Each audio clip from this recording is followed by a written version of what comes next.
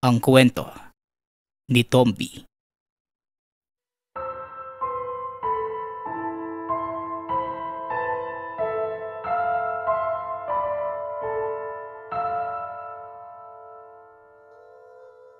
Ang kwentong ito ay hango sa totoong buhay.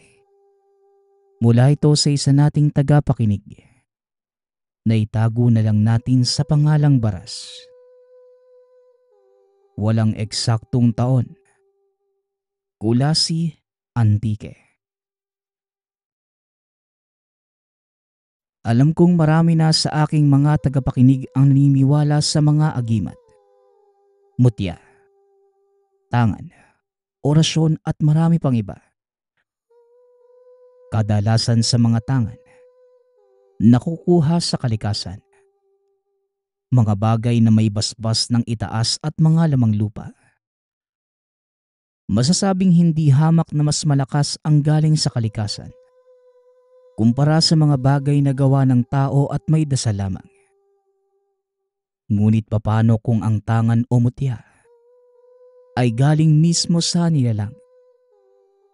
Hindi sa kalikasan at hindi din gawa ng tao o dasal. Malalaman natin ito sa kabuuan ng kwento. Karaniwang tao lamang si Baras. Nasa 18 taong gulang pa lamang na mga sandaling yon. Bagaman payak at katamtamang antas ang pamumuhay, masaya naman ang pamilya ni Baras. Lahat ng miyembro mula sa lolo hanggang sa mga magulang at kapatid. Malakas ang paniniwala sa mga kakaibang bagay. Lahat sila ay may tangan. Merong gawalan. Nakuhang natural at may mga tangang orasyon na siyang poder sa katawan. Palaging bukang bibig ng tatay ni Baras na tawagin na lang natin sa pangalang Victor. Ang patungkol sa isang aswang. Ngunit hindi galing sa pagpapasa, kundi aswang na mula pa sa pagkabata. Kinulong ito na manggagamot gamit ang malakas na poder upang hindi makawala. Minsan na itong nahuli at naikulong. Ngunit sa hindi inaasahang pagkakataon, nahukay ng mga galang minero. Nakawala ang aswang. Kaya noong mahuli muli, itinago na lamang ito ng albularyo. Subalit maraming sabi-sabi na sa kanlurang bukid ng Kulasi iyon nilagay. Bakit naman tay? Anong meron dun? Huwag mo sabihin sa akin na balak mong pakawalan yung aswang. Tanong ni Baras. Tama ka anak. Papakawalan ko ang aswang, pero papatayin ko din. Tugon ni Tatay Victor. Ha? Papakawalan at papatayin? Eh di ba mga immortal yun? Tanong ni Baras. Maraming beses na yung pinatay. Sa katunayan, tinadtad pa ang katawan at pinaghiwa-hiwalay. Pero patuloy lang nabubuhay. Walang nakakaalam sa sikreto ng nilalang. Pero kahit gaano ito kalakas, immortal man o hindi, meron niyang kahinaan anak. Dahil kung wala, matatawag na nating Diyos ang isang nilalang. Tugon ng ama. Sa pagpapatuloy ng pagsasalaysay ni Tatay Victor, ayon dito, ang kahinaan ng aswang na ikinulong ay nasa batok. May parte ng buto na kailangang kunin para tuluyan ng maputol ang pananalasa ng aswang. At para mawala ang pangamba ng mga tao, hindi na ito kailangang ikulong pa at makawala sa kulungan. Pwede ba tay? Huwag na lang natin pakialaman yung mga bagay na yun. Baka mali po kayo eh. Makatakas pa yung aswang. Wika ni Baras. Hindi ako maaaring magkamali anak. Kung malakas pa ang lolo mo, ganon din ang gagawin niya. Sinubukan niyang tugisin yung aswang noong hindi pa naikukulong. Alam mo ba kung bakit gano'n na lamang ang pagnanais ng lolo mo? Mutya ang batok ng aswang, anak. Malalim ang kaalaman ng lolo mo dahil sa mga ninuno natin na minsang nagkaroon ng mutya mula sa aswang. Tugon ni Tatay Victor. Mutya?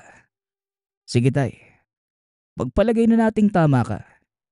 Hindi po ba magiging delikado ang pagkuha mo nun? Parang tansyado mo na ang lakas ng aswang ah. At gano'n na lang kadali makuha yung mutya. Ay naku tay, kung ako sa'yo, huwag mo na lang pong tangkain. Mungkahi ni Baras. Hindi na nagsalita pa ang ama at nagpatuloy na lamang ito sa ginagawang trabaho. Kasalukuyan nilang inaayos ang bakuran. Dahil maraming mga hayop ang mga kapitbahay na kung saan-saan na lamang gumagala. Mga kambing, itik, manok, na nagiging banta sa kanilang mga pananim. Nag-aaral pa ang mga kapatid ni Baras. Habang ang ina naman, palaging wala sa tahanan dahil nagtitinda ito ng isda sa bayan. Ang lolo naman niya na tawagin na lang natin sa pangalang Arino. Nakahiga na lamang sa banig dahil sa katandaan at inaantay na lamang ang kamatayan. Isang hapon, naiwan si Baras sa tahanan. Umalis si Tatay Victor at hindi niya alam kung saan papunta. Pinuntahan ni Baras ang lolo na nasa itaas ng tahanan. Nag-aalala sa ama dahil baka kaya ito umalis ay para kunin ang mutya sa batok ng aswang. Kaunting description lamang sa tahanan nila Baras. 2 palapag, ngunit gawa sa kahoy na may pawid na bubong. 1 silid lamang sa itaas at 2 sa ibaba. Karugtong na nito ang kusina at palikuran. Meron namang mga kapitbahay ngunit lupain ang agwat. Balik tayo sa kwento. Do, pasensya na po sa storbo ha. Umalis po kasi si tatay eh. Hindi nagpaalam kung saan pupunta. Nabanggit po niya sa akin na gusto niyang kunin yung mutya sa batok ng aswang. Ano po bang katotohanan, Lo? Tanong ng binata. Umupo ito sa papag. Ano ka mo? Tama ba ang narinig ko? Matigas din talaga ang ulo ng tatay mo eh. No? Hindi niya alam ang ginagawa niya. Delikado. Mabuti sana kung may kasama siya at kabisado ang lugar. Baka imbes na makuha niya yung aswang, siya pa ang madali dahil nakaabang na ito sa kanya. Tugon ni Lolo Arino. Alo, ang sabi ni tatay, nakakulong daw po sa poder yung aswang eh. 2 beses nang nakawala at 2 beses nang naikulong. Sa ngayon, nasa bukid na ito ng lugar. Akala ko pa naman alam nyo. Muling wika ni Baras. Ganun ba? Pasensya na po. Gumagala pa ang aswang na yon nang minsang tinugis namin ng tatay mo. Sa bagay, sobrang tagal na noon. Kung nahuli at nakulong, siguro malakas ang tangan na nakadakip. Kung kinuha niya lang sana ang batok, di sana patay na yung aswang na yon. Antayin mo na lang ang tatay mong bumalik. Baka dala na niya ang mutya. Tugon ni Lolo Arino. Hindi na nagsalita pa si Baras. Medyo nag-aalangan pa rin siya sa mga sinabi ng matanda na malakas ang tiwala kay Tatay Victor. Pagsapit ng dilim, hindi pa rin dumadating ang ama. Tila wala naman ito sa ina, habang ang mga kapatid naman, hindi man lamang nagtatanong sa kalagayan ni Tatay Victor. Samantalang si Baras, hindi na mapalagay na mga sandaling yon. hanggang sa may dumating na mga kalalakihan. May ibinalita na labis na kinagulat ng lahat. Magandang gabi po. Parang si Victor yung naroon sa munisipyo. May nagatid na lang ng katawan. Wala nang buhay eh. Tignan nyo na lang kung siya nga. Walang saplot at mahirap makilala. Wika ng tao. Dali-daling pumunta si Baras sa munisipyo. Sumunod naman kagad ang ina. Pati na yung dalawang kapatid na halatang pinipigilan lamang umiyak. Nang makarating sa lugar, may nakapagsabing nilipat nila ang labi. Doon sa kapilya nilagay. Inihatid ng ilang residente dahil taga roon ito. Bumalik ang mag-anak. Dito nila nakita sa likod ng isang pasilidad. Naroon nga si Tatay Victor. Walang saplot at halos hindi makilala ang labi. Kanina pa namin pinagtatanong kung taga saan ba ito. Kamag-anak niyo pala. May nakapagsabi pa na may patay doon sa bukid at dinala sa munisipyo. Kinuha naman ng mga tanod at tinatid dito. Taga-baba daw. Kaya pinuntahan ng ilang mga namamahala. Mahirap kilalanin yung bangkay. Mukhang nalunod ito. Wika na matandang babae na nagbabantay sa labi. Humagulgol ang ina ni Baras. Habang ang mga kapatid naman, natulala at hindi makaimik. Kitang-kita sa mga mukha nito ang takot. Mukhang matagal nang patay ang ama. Namumutla na tila walang dugo. May ilang mga ugat na naglalabasan sa leeg na kulay itim. Hindi nila sigurado ang dahilan kung ano ang kinamatay. Natagpuan na lamang ito sa tabi ng ilog. Kaya hinala ng nakararami ay nalunod. Pero iba ang kutob ni Baras. Hinala niya ay kagagawan ito ng aswang. Nahanap ni Tatay Victor ang pinaglalagyan ng kulungan at napakawalan ang aswang. Ngunit hindi ito pinalad sa anumang hakbang na dapat gawin. Wala nang nagawa ang pamilya, kundi iuwi na lamang ang labi.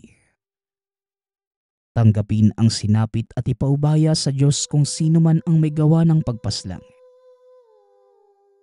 Ilang araw mula sa pagkalibing ng tatay ni Victor.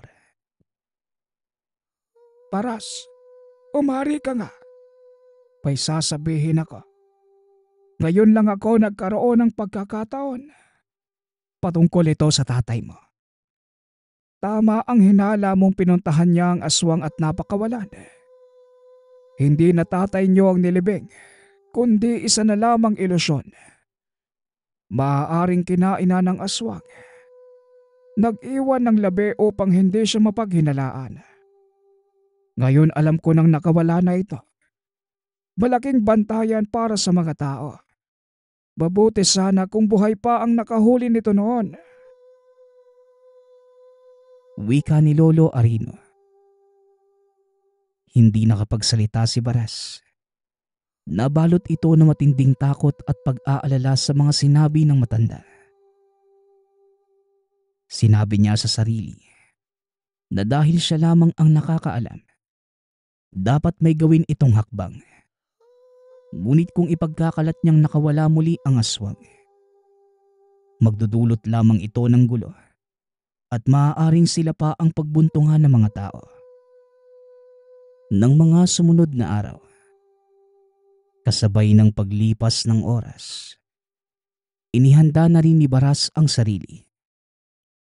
Pati ang gamit, orasyon, at ilan pang kailangan para tumugis ng aswang. May 3 sinuko ang tangkay si Baras, 2 sinturon. Ang isa ay gawa sa ahas at ang isa naman ay belyang tanso. May ilang nakaukit na mga kataga na mabisa sa mga masasamang elemento, pati sa mga nilalang. Hinanda niya rin ang mga usal. Pinalakas ito gamit ang seremonya ng mag-isa. Nagpabasbas din ito sa lolo at pumunta ng simbahan upang ikumpisal ang mga kasalanan. Ang gawaing yun ay nagpapalinis ng presensya ng katawan na galing sa masama na tinatawag ding cleansing para tuluyang pahintulutan siya ng Ama at kumapit sa katawan ang lakas ng kanan na inuusal araw-araw. Hanggang sa lumipas ang 1 linggo, dito na napagpasyahan ni Baras na puntahan ang lugar kung saan nakita ang labi ng Ama. Nagtanong-tanong pa ito sa mga malapit na tahanan sa lugar. May nakapagturo naman sa kanya. Subalit nakakapagtakang tila natatakot ito. Dagdag ng taong napagtanungan. Marami ng kababalaghan sa lugar mula nang may natagpo ang patay doon. Kaagad na naisip ni Baras na dahil ito sa pagkakalaya ng aswang. Nakita niya ang ilog. Mababaw lang naman ito at kung iisipin, imposibleng nalunod ang Ama. Maliban na lamang kung may biglang pagbaha. May ilang mga bahay doon sa lugar. Ngunit nang lapitan niya para magtanong, wala ng tao ang ibang kabahayan. Nilisan na ng mga nakatira. May kakaibang amoy sa paligid na hindi kaaya-aya. Sobrang sukal sa unahan. Hindi makakatagos ang tingin sa kapal at laki ng mga puno. Lampas tao pa ang mga damo. Tila doon nagtatago ang mga nilalang. Masusing nilibot ni Baras ang buong lugar. Hindi niya alintana ang init ng araw, maging ang takot. Ang nasa isip lamang niya ng mga oras na yun, makita lang kung saan ba tinago ang pinagkulungan ng aswang. Hanggang sa makarating siya sa kaibuturan ng gubat. Wala nang kabahay-bahay doon. Wala ding bakas na dinadaanan ng tao. Sa paglilibot ng binata, may nakita itong tao na nakatungtong sa malaking bato sa pagitan ng 2 malalaking puno ng lawaan. Nagtataka naman si Baras dahil tila may hinahanap yung lalaki.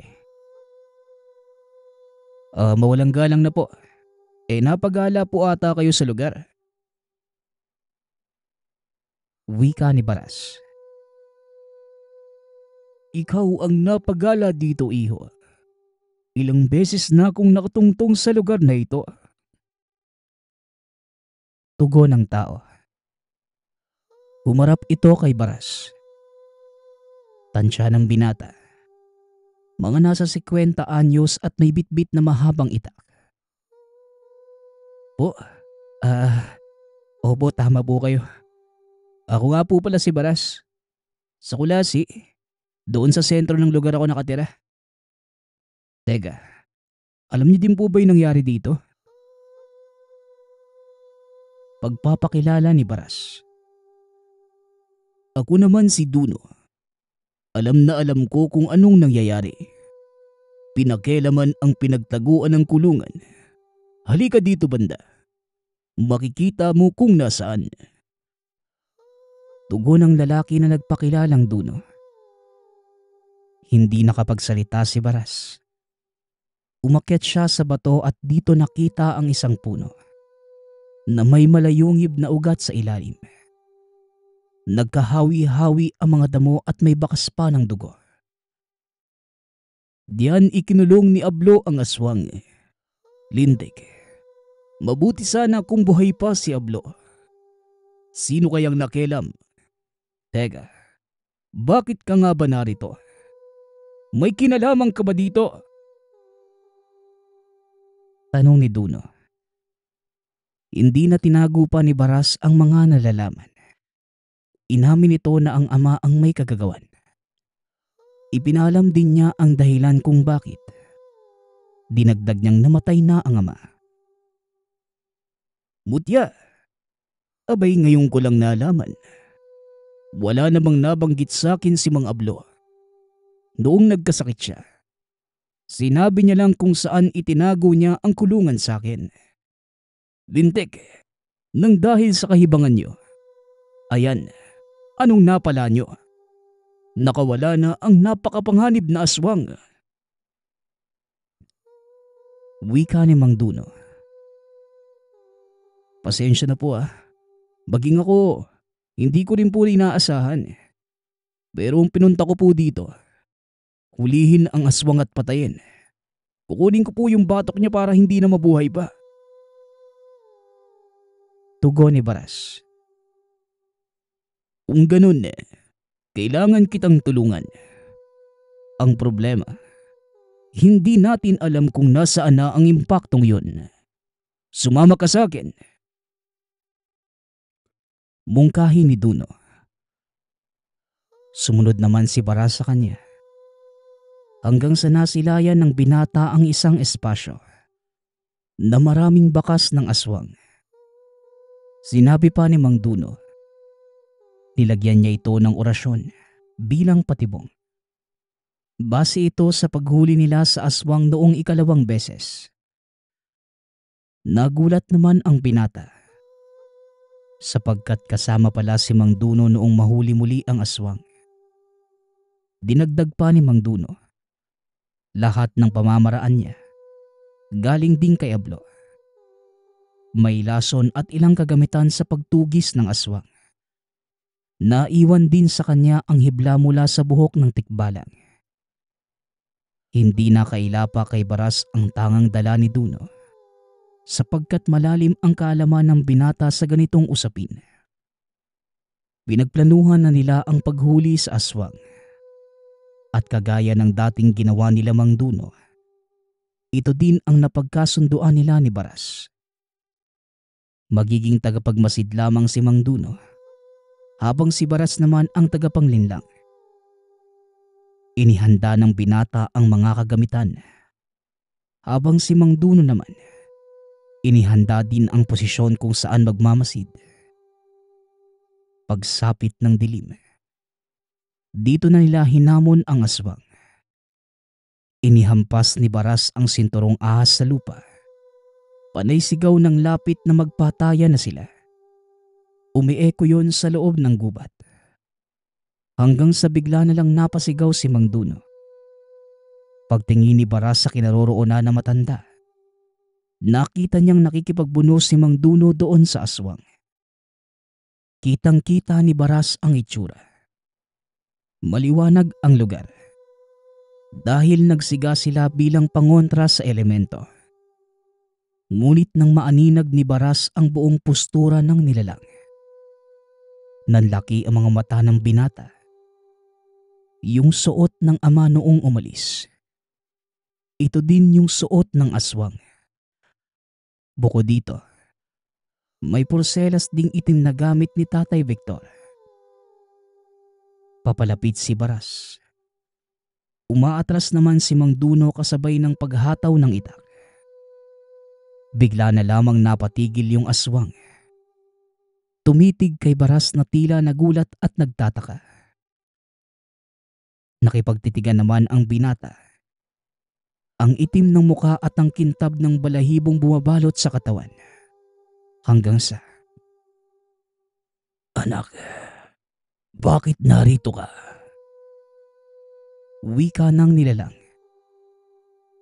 Nagtayuan ang lahat ng balahibo sa katawan ni Baras nang marinig ang katagang anak. Mabilis na napagtanto na ang aswang na ito walang iba kung hindi si Tatay Victor. Samantalang napatigil naman si Mang Duno, kitang-kita sa mukha ang labis na pagtataka. "Tay, ikaw po ba yan? Aswang po kayo? Tsaka di ba, patay ka na? Darito po ako para ipaghiganti ka, para patayin po yung aswang." Wika ni Baras habang patuloy na papalapit sa nilalang. Napayuko ang elemento. Narinig ni Mang Duno at Baras ang pag-iyak nito.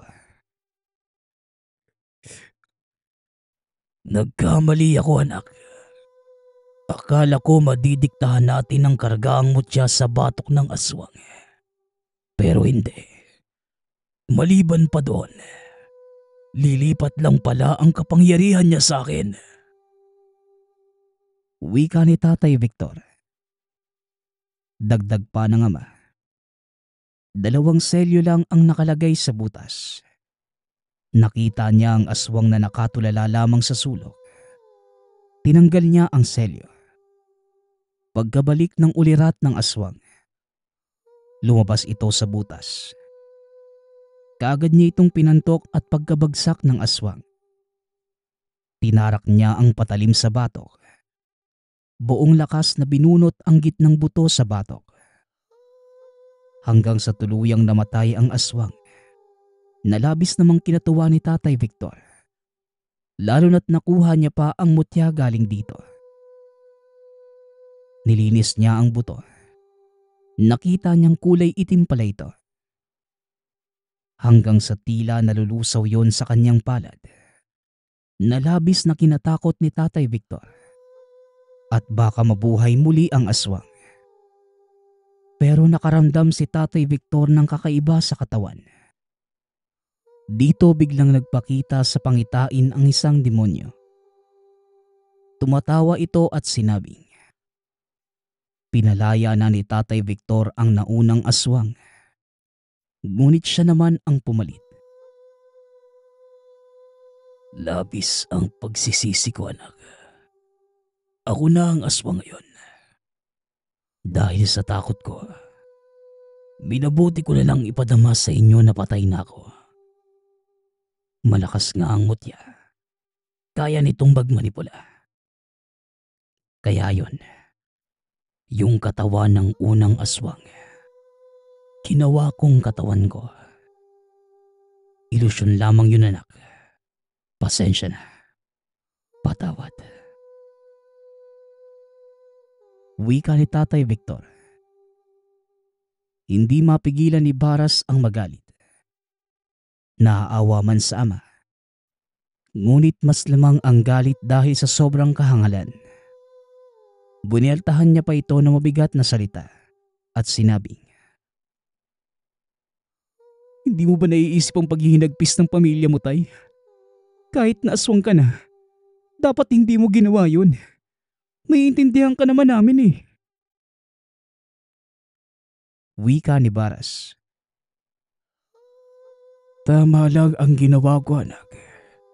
Hindi ko kontrolado ang sarili ko. Alam kong magdadala lang ako sa inyo ng kapahamakan. Tugon ni Tatay Victor. Teka, hindi ako magkapaniwala. Papaano nangyari yun? Lumipat lang sa'yo ang pagiging aswang. Pero Baras, tama naman siya. Dahil totoong mabagsik ang katauhan ng aswang na yun. Mapanganib. Mabuti na nga lang nasa katawan na ito ng tatay mo. May kaunting pagdikta pa ng katawan niya sa spirito ng elemento. Dahil kung ang aswang ng ito noon, marahil araw-araw na may natatagpo ang patay dito. Sabat ni Mang Duno. Hindi na nakapagsalita pa si Baras. Umiyak na lamang ang binata kasabay ng pagdadabog.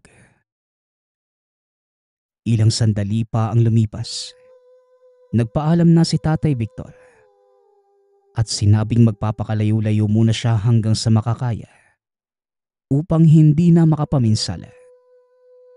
Pilit itong pinaintindi ni Mang Duno kay Baras. Dapat tanggapin na lang. At isiping wala na talaga ang ama. Umuwi na lamang ng tahanan si Baras. Ganon din si Duno. Kampante ito kahit buhay pa ang aswang. Dahil nasa katawan naman ito na mabuting tao. Samantalang si Baras naman, baon ang galit at matinding pagkabigo. Hindi na niya sinabi pa sa pamilya ang nangyari. Sinarili na lamang niya at pilit kinalimutan ang lahat. Magpasa hanggang ngayon. Alam ni Bara sa sarili na buhay pa ang ama. Pero hindi niya alam ang ginagawa nito ngayon. Namiminsala ba o hindi? Lahat ng ito ay dahil lamang sa mutya, sa batok ng aswang.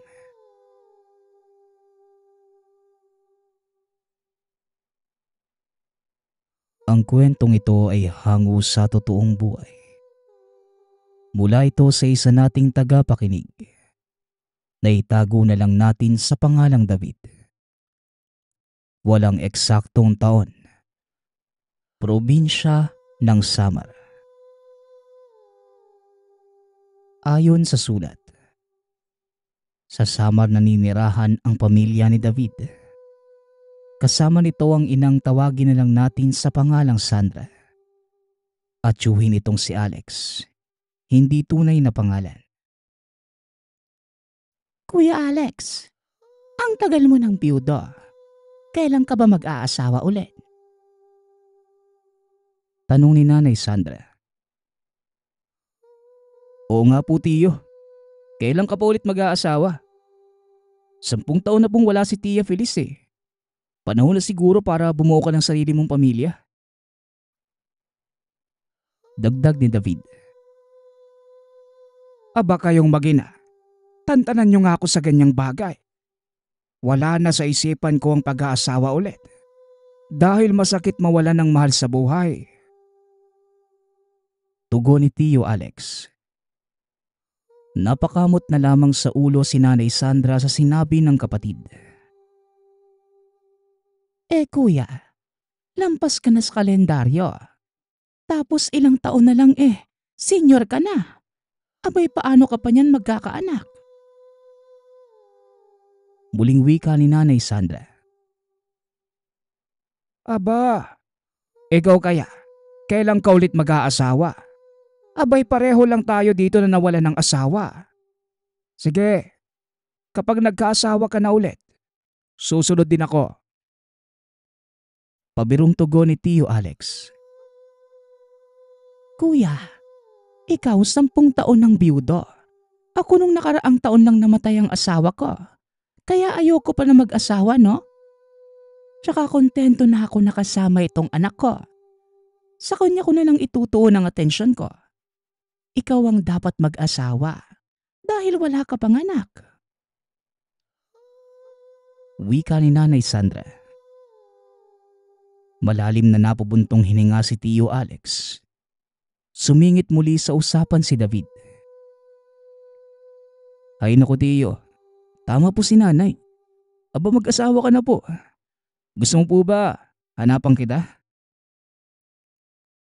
Tanong ni David. Magandang ideya yan anak. Mas maigi na hanapan natin yung tiyo mo bago pa maging uugod-ugod. Tugon ni Nanay Sandra. Ay nako, hayaan niyo na ako. Dahil wala naman akong paki sa ganyan. Hindi yan hinahanap. At hindi din ako naghihintay. Kapag may dumating salamat sa Diyos. Bonus din na sa akin yon. Pero kapag wala, ayos lang din naman sa akin. Tugon ni Tio Alex. Matapos sabihin ang mga katagang yon, umalis na ito ng tahanan. Napailing na lamang ang mag-ina sa ginawa ng tiyuhin. Nay, bakit po ganun si Tio? Hindi mo malaman kung pihikan ba o sadyang kontento na sa buhay na meron siya? Wika ni David. Siguro nga anak, kontento na ang tiyo mo sa buhay na meron siya. Mapapansin naman kagad sa sagot niya Hayaan na lang natin at irespeto ang desisyon niya. Suportahan na lang natin ang gusto ng tiyuhin mo. Tugon ni Nanay Sandra. Sabagay, wala naman po tayo magagawa na Kahit na ipagpilitan pa natin, baka mas gumulo lang. Muling wika ni David. Pero ikaw huwag ka munang mag-aasawa. Mag-aral ka muna na mabuti. Nang sa ganon, makakuha ka na magandang trabaho. Paalala ni Nanay Sandra. Oo naman po, Nay. Magtatapos po muna ako ng pag-aaral. Tsaka ayaw ko naman pong mapunta lang sa wala ang lahat ng paghihirap niyo sa akin. Tugon ni David. Alam mo anak, edukasyon lang ang tanging kayamanan na may ipapamana ko sa'yo. Wala man akong maibibigay sa'yo na malaking halaga. Malawak na lupain at magarbong bagay. Masigurado ko lang na nakapagtapos ka na. Masaya na ako sa ganon. Wika ni Nanay Sandra. Hayaan mo po, Nay. Huwag ka mag-alala. Gagawin ko po ang lahat para makapagtapos sa pag-aaral. At balang araw, mabibigyan din po kita ng bahay at lupa. Kagaya ng pangarap ni tatay. Sayang lang dahil ang daya ni tatay eh. Iniwan niya kagad tayo. Pero ayos lang po yun. Alam ko naman po na palagi na tayong ginagabayan eh. Muling wika ni David. Niyakap pa nito ang ina at matapos ang pag-uusap, nagsibak na ng kahoy ang binata. Samantalang si Nanay Sandra naman, kumuha ng mga sinampay upang tupiin. Tanging paglalako ng gulay at paglalabada ang kinabubuhay ni Nanay Sandra. Samantalang si David naman, nagtatrabaho habang nag-aaral. Ngunit hindi yun ipinaalam ng binata sa ina. Dahil alam niyang magagalit ito sa kanya. Ilang sandali pa ang lumipas. Bigla na lamang may lumapit kay David na isang babae. Kung susumain, halos kaidaran ito ng tiyuhin ng binata. Pwede bang magtanong, may paupahan ba sa baryong ito? O di kaya na may binibentang bahay at lupa? Tanong ng babae kay David. Napaisip naman ang binata. Sakto namang nakabalik na ang ina nito mula sa pagpipinaw ng sinampay. Ano yun anak? May kailangan ba siya? Tanong ni Nanay Sandra. Anay, nagtatanong po itong si ate kung may paupahan pa daw dito sa baryo o kaya naman binibentang bahay at lupa. Tugon ni David. Nako, wala na ditong paupahan. Pero alam ko yung kabilang lupa sa tapat binibenta yan. Teka anak, ipapasok ko lang muna ito. Sasamahan ko siya sa may-ari ka mo. Tugon ni Nanay Sandra. Gumiti naman ang babae at nanatiling nakatayo. Maupo ka muna po dyan ate, para hindi ka po mangalay dyan. Wika ni David, sabay abot ng upuan sa babae. Maraming salamat ah. Nga pala, ako si Ana. Bago lang kasi ako sa lugar na ito. Kaya naman nagtatanong-tanong ako. Taga kabilang baryo ako. Kaso nga lang, yung bahay ko, naibenta na pala ng tatay ko. Tugon ni Ana. Napatango na lamang si David sa sinabi ng babae. Wala din naman itong pakialam sa mga sinasabi nito. Nakikinig lamang ang binata. Ilang sandali ay lumabas na si Nanay Sandra. Kaagad nitong sinamahan si Ana sa may-ari ng lupa na binibenta. Mabilis namang nakausap ni Ana ang may-ari ng lupa. Nagkabayaran din kaagad ang mga ito. Kapag may kailangan ka, huwag ka mahihiyang magtanong sa amin. Sige, mauuna na ako. Wika ni Nanay Sandra. Salamat ah. Mabuti naman at may kakilala na kagad ako. Tugon ni Ana. Nakangiti lamang ang ale sa ina. Ngumiti naman pabalik si Nanay Sandra at tumalikod na ito. Sa hindi kalayuan, nakita ni Alex ang kapatid na kausap ang isang babae na bago lamang sa paningin. Kaya kagad itong napatanong sa pamangkin. David, sino yung kausap ng nanay mo? Ngayon ko lang siya nakita dito sa baryo natin ah. Tanong ni Tio Alex. Si Aling Ana po ba? Bago lang po siya dito sa baryo eh. Naghahanap ng malilipatan. Kaya sinamahan ni nanay dyan sa may-ari ng katapat natin na lupa. Tugon ni David. Ganun ba? Kaya naman pala bago lang siya sa paningin ko. Wika ni Tio Alex. Napatango na lamang ito habang nakatingin kay Aling Ana. Kaagad namang napuna ni Nanay Sandra ang pagtitig ng kuya sa bagong salta. Naku kuya, baka matunaw yan ha? Aba maawa ka naman. Pabirong wika ni Nanay Sandra. Napakunot naman ang noo ni Tio Alex sa sinabi ng kapatid. Napatitig dito at umakto na sa iba nakatingin. Anong sinasabi mo? Hindi ko alam yan. Ikaw talaga ha? Mukhang pagod lang yan, Sandra. Wika ni Tio Alex. Nagmamaang-maangan pa ito at hindi na lamang pinansin pa ang mga sinasabi ng kapatid. Matapos ang araw na yon, nagsimula na si Alex na sumulyap sa bago nilang kapitbahay na si Aling Ana. Ano Tio, maganda ba? Kanina ka pa nakatitig dyan eh. Bulong ni David. Sino? Ikaw talaga David, ang dami mong napapansin. Ipagtimpla mo na lang ako ng kape nang matuwa pa ako. Wika ni Alex sa pamangkin. Sus Tio, pakunwari pa eh. Halatang halata ka naman po.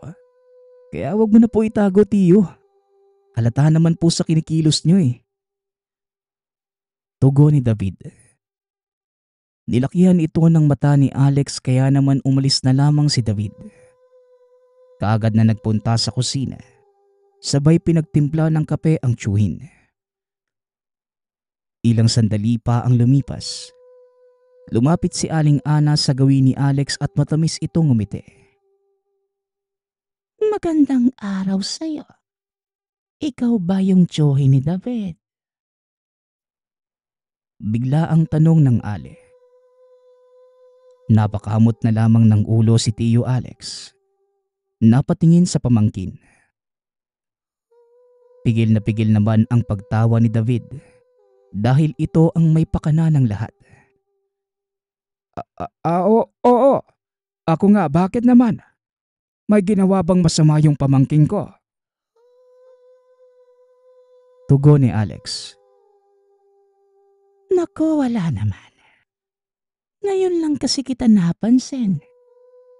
Nabanggit din sa akin ni Sandra na mahiyain ka daw. Kaya ako na ang lumapit sa'yo para makipag-usap. Tugon ni Aling Ana. Hindi makapaniwala si Tio Alex. Kausap na niya si Ana ng mga oras na yon. Bahagya itong nahiya dahil sa pagkausap sa Ale. Nagkwentuhan pa ang dalawa. Inabutan sila ni David ng kape. Hanggang sa naging malapit ang pamilya kay Aling Ana. Ngunit ang hindi nila alam, may masamang plano pala ito laban sa kanilang lahat. Sa paglipas ng mga araw, hindi namamalaya ni Tio Alex na nahuhulog na pala siya sa bitag ni Ana. Hanggang sa isang araw, nakita ni Nanay Sandra na tila iba na ang tingin ni Ana sa kuya. Kaya naman biniro niya ito. Ana, aba, iba ang tingin mo sa kuya ko ah. May gusto ka ba sa kanya? Tanong ni Nanay Sandra. Sa halip na sagutin, Tumingin ng masama ang Ali kay Nanay Sandra na hindi nito gawain kaya kagad itong nagtaka. Napansin naman ni David ang pagiging mataray ni Ana sa ina. Kaya tinanong nito si Nanay Sandra. Nay, may nagawa ka bang hindi nagustuhan ni Aling Ana? Parang ang sama kasi ng timpla niya sa'yo eh. Tanong ni David. Napaisip naman si Nanay Sandra sa tanong ng anak. Hindi ko nga din alam anak eh. Basta-basta na lang siya nagsusungit sa akin sa hindi ko malamang dahilan. Para bang ang laki ng galit niya sa akin. Eh wala naman akong ginagawa sa kanya na masama. Tugon ni Nanay Sandra.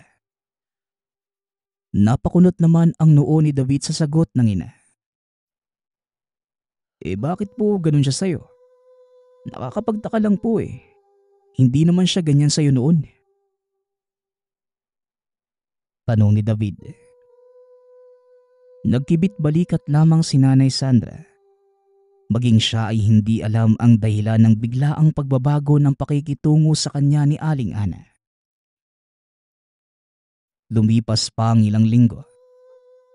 Patuloy lamang si Aling Ana sa pagsusungit kay Nanay Sandra. At sa halip na mag-aksaya ng oras, hinayaan na lang ito ni Nanay Sandra.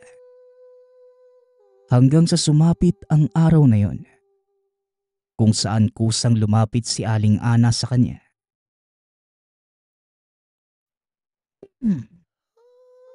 Sandra, pasensya na ah. Medyo iba lang ang timpla ko nitong mga nakaraang araw. Kaya parang nasungitan kita.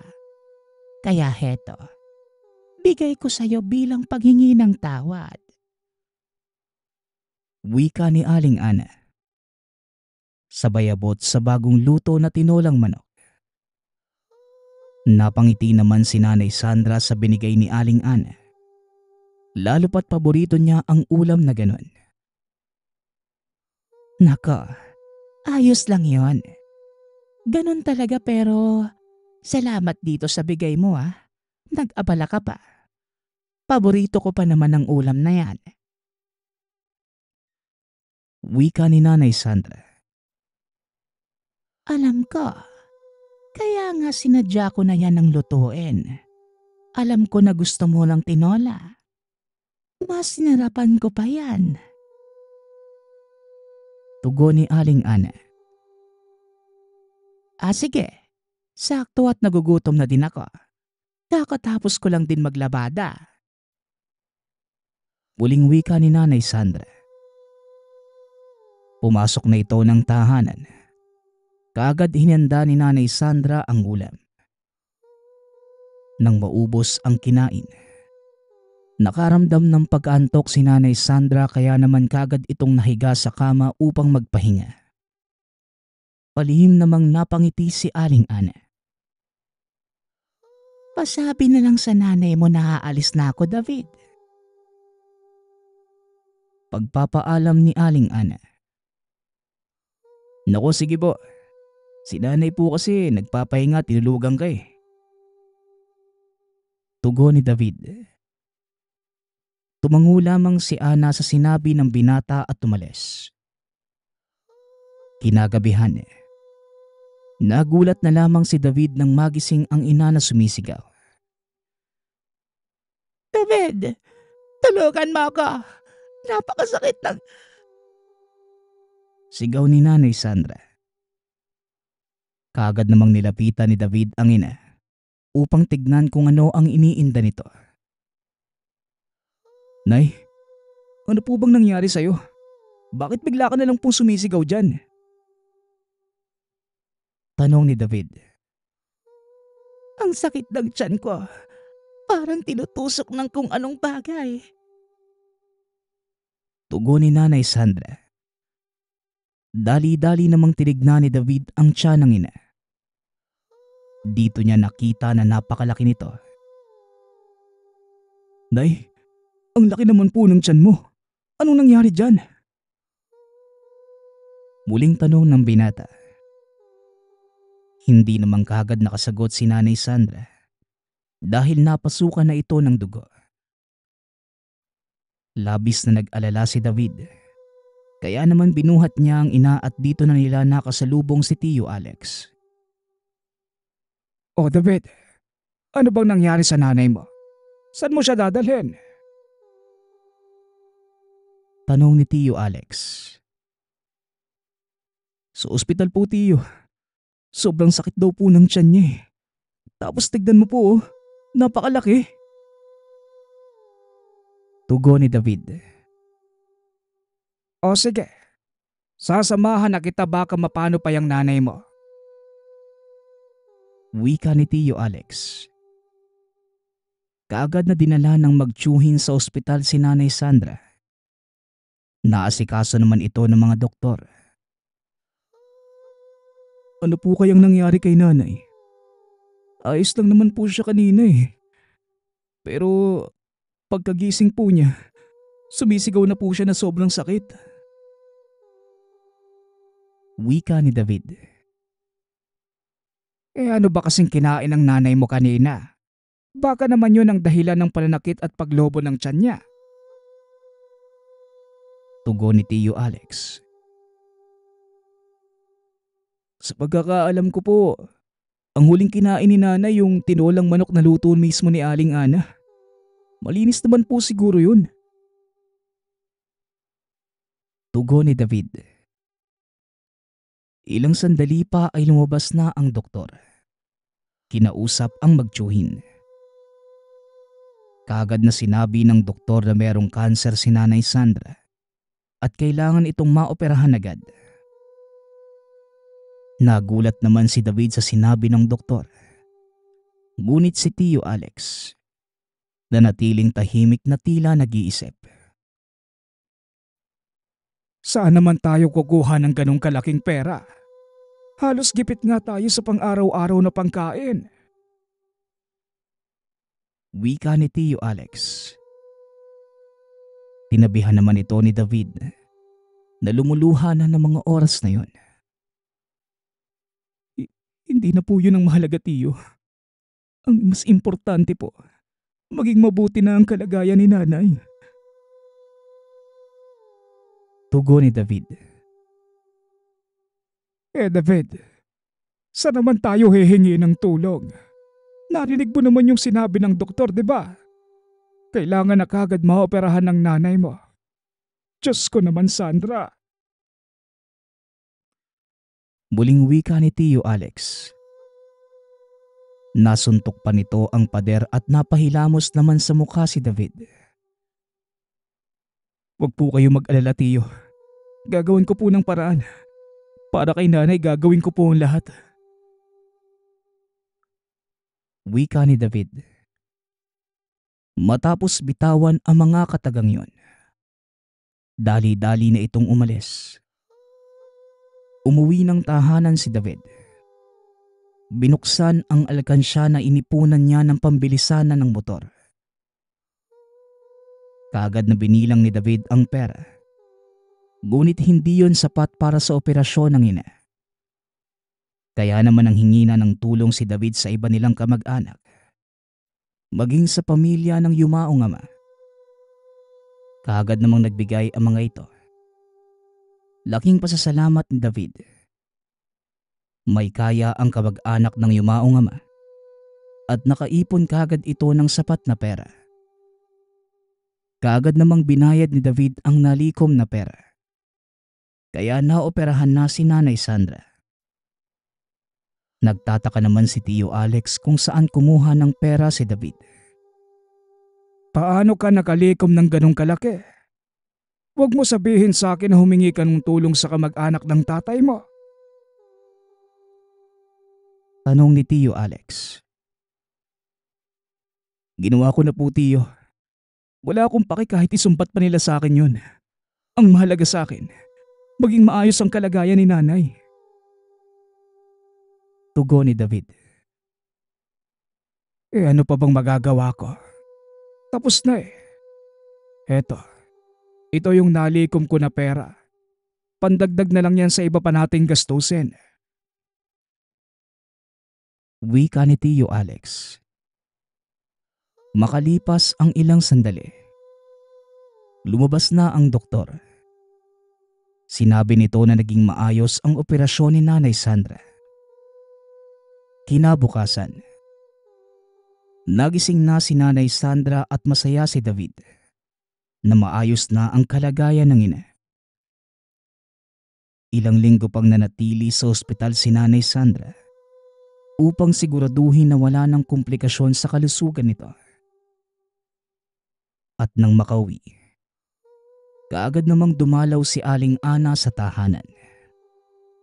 Para bang hindi ito natuwa na maayos na ang kalagayan ni Nanay Sandra. Ngunit patuloy lamang ito sa pagpapanggap.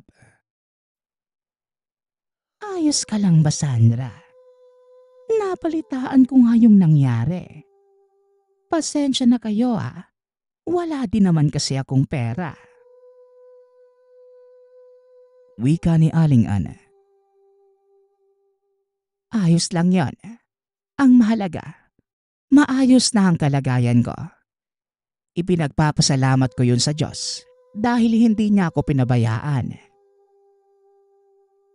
Tugon ni Nanay Sandra. Sana nga maging maayos ka na para naman maging maayos na ang lahat. Muling wika ni Aling Ana. Napansin naman ni David na tila iba ang aura ni Aling Ana. Kaya naman nagtaka na ito. Ngunit hindi na lamang yon pinansin ni David. Pagkaalis ni Aling Ana, dumating naman si Mang Castor, kaibigan ng yumaong ama ni David. Nakasalubong pa nito si Aling Ana sa daan. Kaya kagad itong kinutuban ng masama. O Mang Castor, napadalaw ka po yata. Kamusta ka na po? Tanong ni David. Nagmano pa ito kay Mang Castor. Gumiti naman ang matanda kay David. Maayos naman ako. Nabalitaan ko ang nangyari sa nanay mo. Kaya kagad akong nagpunta dito. Tapos nakasalubong ko yung babaeng yun. Sino siya, David? Tugon ni Mang Castor. Kaagad namang sumingit sa usapan si Tio Alex. Yung magandang babae ba kamo, Mang Castor? Siya po si Ana.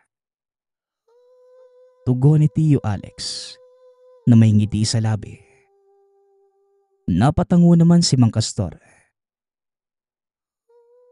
Pamilyar siya sa akin. Masama ang kutob ko sa babaeng yun. Kaya pwede ba na wag niyo muna siyang kakausapin hanggat hindi ko nakukumpirma? Tugon ni Mang Castor. Nagtaka naman ang magtiyuhin sa sinabi ng manggagamot sa kanila. Bakit naman po? May mali po ba kay Aling Ana? Tanong ni David. Hindi pa ako sigurado. Pero mas mabuti nang mag-ingat kayo. Nasaan ang nanay mo? Napanaginipan ko si Sandra na kailangan niya ng tulong ko. Tugon ni Mang Castor. Nagkatinginan ang magtiyuhin sa sinabi ng matanda. Ilang sandali pa, lumabas na si Nanay Sandra mula sa silid nito.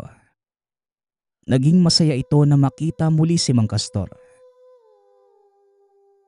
Bakit naman tumayo ka na? Baka naman madapa ka niyan, Sandra. Wika ni Tio Alex. Si kuya naman, masyadong maalalahanin. Kaya ko naman ang tumayo. Hindi naman ako nalumpo, no? Pabirong tugon ni Nanay Sandra. Napakunot naman ang noo ni Mang Castor. Kaagad na pinulsuhan si Nanay Sandra. Hindi cancer ang sakit mo, Sandra. Binabarang ka. Dapat lumapit kagad kayo sa akin. Bueno, ano pa bang magagawa ko? Tapos naman na. Wika ni Mang Castor. Nanlaki ang mga mata nila David sa sinabi ng manggagamot. Ano po? Paano naman po nangyari yun? Wala naman pong nakakaaway si nanay eh.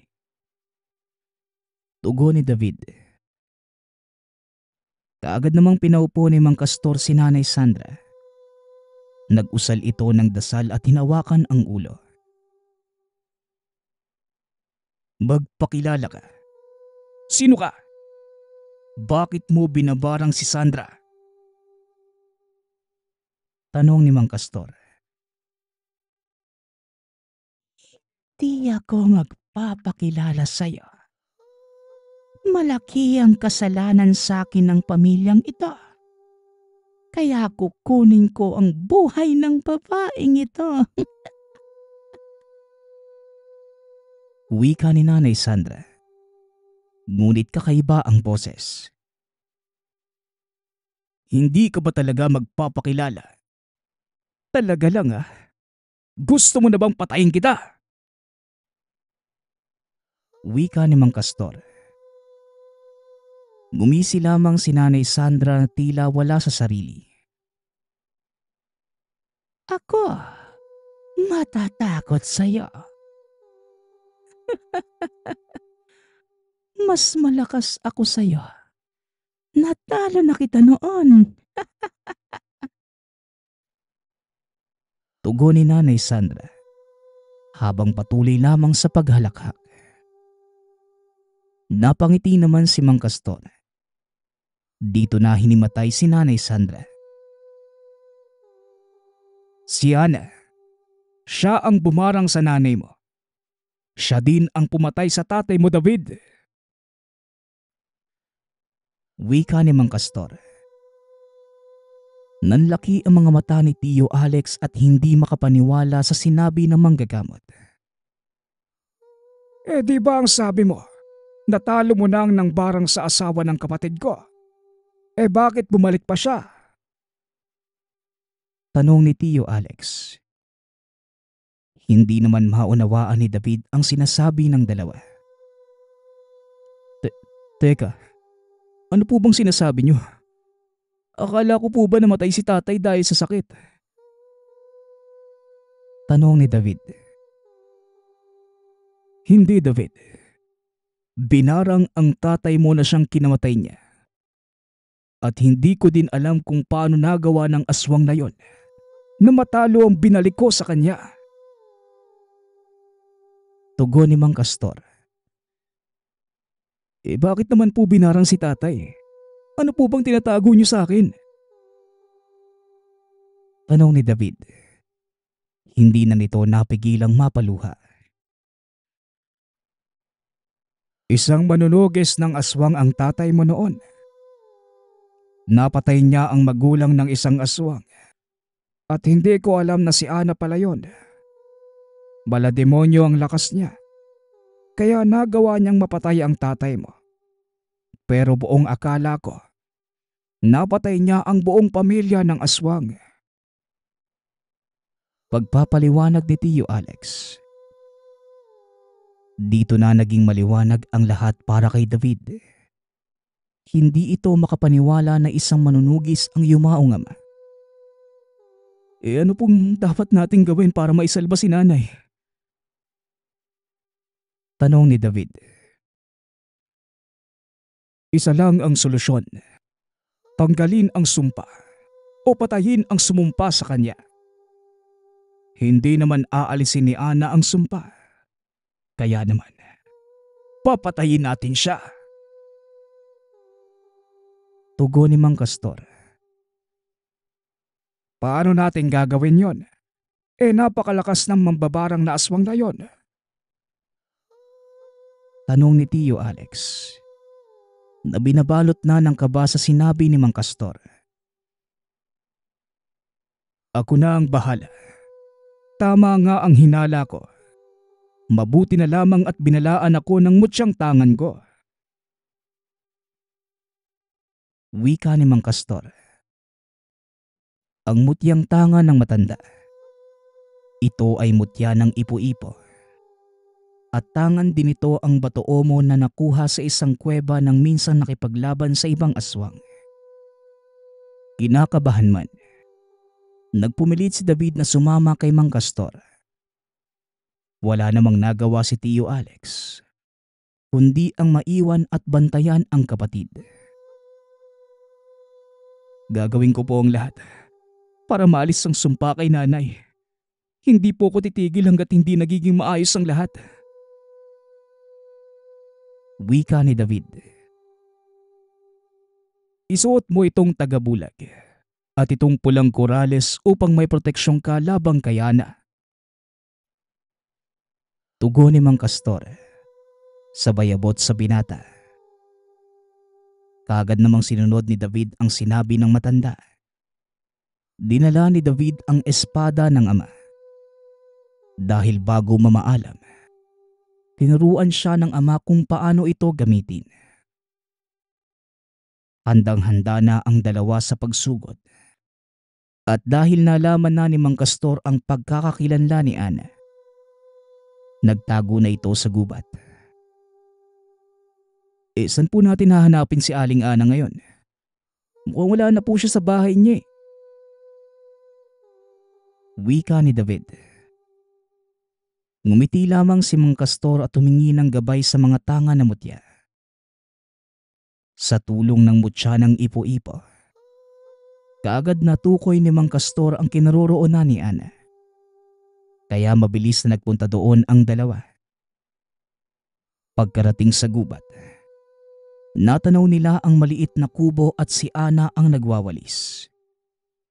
Dahil sa galit, kaagad sumugod si David. Hindi na ito napigilan pa ni Mang Castor. Ang lakas naman ng loob mong bata ka. Kahit may pangontra ka pa, kaya kitang patayin dito mismo. Wika ni Ana. Kaagad namang kumilos si Mang Castor. Mabilis na inundayan ng suntok ang aswang. Napitawan ito si David. Kaya naman mabilis na sinaksak ni David si Aling Ana. Napakamot na lamang ng ulo si Mang Castor.